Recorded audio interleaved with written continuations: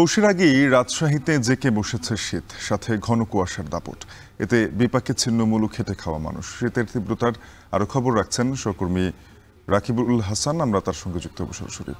রাকিব, জানাবেন যে আবহাওয়ার এমন পরিবর্তনে নগরবাসীর ভোগান্তি কেমন দেখছেন?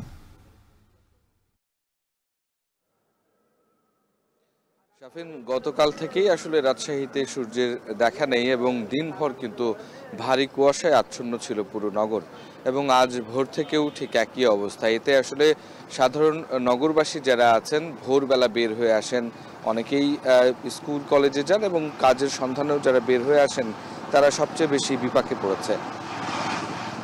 এবং একই সাথে আমরা যেই জিনিসটি লক্ষ্য করছি, সকালবেলা এই যে কুয়াশার তীব্রতা এবং এই শুভ্র কুয়াশায় যে চারপাশ ঢাকা পড়েছে, তার ফলে যেই সমস্ত যানবাহন চলাচল করছে রাস্তায়, সেগুলো অধিকাংশ আসলে লাইট জ্বালিয়ে কিন্তু তারা চলাচল করছে। এবং তারা যেটি বলছে যে বেলা যত বাড়ছে মহাসড়ক সহ নগরীতেও কিন্তু আসলে কুয়াশার যে দাপট সেটি বাড়ছে। এবং যারা ঘর ছেড়ে বের হয়ে এসেছেন, বিভিন্ন গন্তব্যে যাচ্ছেন, তাদেরকেও আসলে খুব স্বাভাবিকভাবেই ভারী পোশাক পরতে হচ্ছে। এবং এর ফলে এই যে ভারী কুয়াশা এবং যে বাতাস, হিমশীতল বাতাস, সেটি আসলে অনেক বেশি ভোগান্তিতে ফেলেছে। বিশেষ করে শিশু এবং বয়স্ক বৃদ্ধ যারা রয়েছেন তারা বেশি কষ্ট পাচ্ছেন, এবং এর ফলে তারা কিন্তু যারা ঘর ছেড়ে বের হয়ে এসেছেন তারা খানিকটা বিপাকে আছেন। এছাড়া রাজশাহীতে আসলে আমরা যেটি দেখি যে রিক্সা, অটোরিকশা চালক যারা আছেন তারা ভোর থেকেই কাজ করেন, রাতভরও অনেকে থাকেন। তারা বলছেন তারা নানা ধরনের সমস্যায় পড়ছেন এবং যানবাহন চলাচলে খানিকটা বিঘ্ন ঘটছে। এছাড়া আমরা এখন যেই জায়গাতে আছি তালাইমারি এলাকায়, এখানে বিশেষ করে গ্রামাঞ্চল থেকে শ্রমজীবী মানুষেরা কাজের সন্ধানে আসেন, ভোরবেলা থেকে এখানে অপেক্ষায় করেন তাদের কাজের জন্য, এবং সেটিও আসলে অনেক বেশি তাদের জন্য কষ্টসাধ্য ব্যাপার, কেননা একেবারে খোলা আকাশের নিচে তাদেরকে এখানে অপেক্ষা করতে হয় এবং কাজ না পেলে কিন্তু তারা এখানে বসে থাকেন। এবং এই যে কুয়াশাচ্ছন্ন পরিবেশ এবং যে হিমশীতল বাতাস, সেটিও আসলে তাদেরকে অনেক বেশি কষ্টে ফেলেছে। এই অবস্থায় আসলে রাজশাহী আবহাওয়া অফিস যেটি বলছে যে সমুদ্র লঘুচাপ সৃষ্টির কারণে এই যে হিমশীতল কুয়াশা এবং যে বাতাস, সেটি আসলে প্রভাব আগামীকাল পর্যন্ত থাকবে। এবং এই অবস্থাতে আসলে এখনো পর্যন্ত তাপমাত্রা যেটি বলছে 14.0 ডিগ্রি সেলসিয়াস ভোর 6টায় রেকর্ড করা হয়েছে, এবং আর্দ্রতা ছিল 100%। এর ফলে যে শীতের অনুভূতি সেটি আসলে বেড়েছে। তবে তাপমাত্রা দিনের পরবর্তী অংশে খুব একটা বেশি কমার সম্ভাবনা নাই বলছে আবহাওয়া অফিস। তো সাফিন, এই ছিল আমার কাছে সর্বশেষ। সহকর্মী রাকিবুল হাসান রাজশাহী থেকে যুক্ত হয়ে জানাচ্ছিলেন শীতের তীব্রতার খবর। এদিকে আসন্ন বোরো মৌসুম ঘিরে টাঙ্গাইলে শুরু হয়েছে বীজতলা তৈরির কাজ। শীত উপেক্ষা করেই ভোর থেকে বীজতলা তৈরিতে ব্যস্ত জেলার কৃষকরা।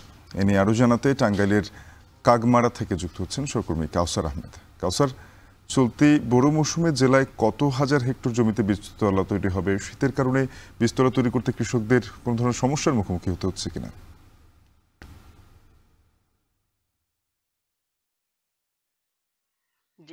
শাফিন, চলতি মৌসুমে টাঙ্গাইলে প্রায় 8,513 হেক্টর জমিতে বোরোর বীজতলা করা হবে। আর এখানে কৃষকরা বলছেন যে যেহেতু কয়েকদিন যাবত টাঙ্গাইলে একটু শীত বেশি, যে কারণে তাদের ভোর থেকে কাজ করতে অনেকেরই খুব কষ্ট হচ্ছে। কৃষকরা বলছেন যে এই শীতের আগে যদি তারা এই বীজতলাটি প্রস্তুত করতে পারতেন, তাহলে এই বীজের যে চারা হতো সেই চারা অনেক ভালো মানের হতো। তারা বলছে যে শীতের সময় যখন কুয়াশা পড়ে, সেখানে কিন্তু এই চারা যখন গজায় তখন সেটা অনেকটা বিঘ্নিত ঘটে। তারা বলছেন যে চলতি মৌসুমে এই সার এবং বীজের দাম তারা যারা ডিলার রয়েছেন তারা বেশি নিচ্ছেন। আর এদিকে কৃষি অফিসের তথ্য অনুযায়ী বিভিন্ন জাতের বীজ, যেমন ব্রি 28, ব্রি 29, উপসি সহ দেশি বা উচ্চ ফলনশীল জাতের বীজ বিক্রি করার কথা রয়েছে 56 টাকা থেকে শুরু করে 320 টাকা কেজি পর্যন্ত। কিন্তু এখানে যারা ডিলার রয়েছেন তারা কেউ 10 থেকে 15 টাকা, কেউ কেউ 20 থেকে 30 টাকা পর্যন্ত বেশি নিচ্ছে। এই বিষয়ে এই কৃষক যারা রয়েছেন তারা বলছেন যে যেহেতু তারা তাদের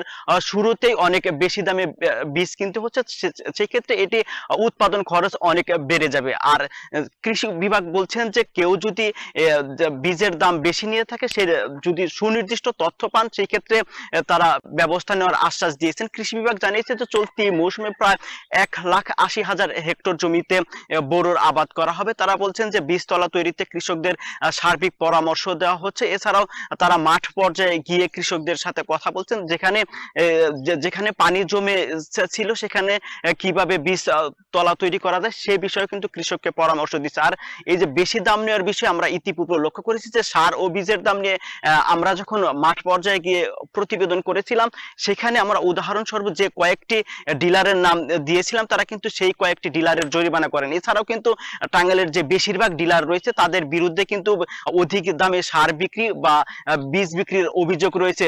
তো এই ছিল শাফিন টাঙ্গাইলের বীজতলা তৈরির সবশেষ তথ্য। সহকর্মী কাউসার আহমেদ টাঙ্গাইল থেকে যুক্ত হয়ে জানাচ্ছিলেন বোরো মৌসুমের বীজতলা তৈরির খবর।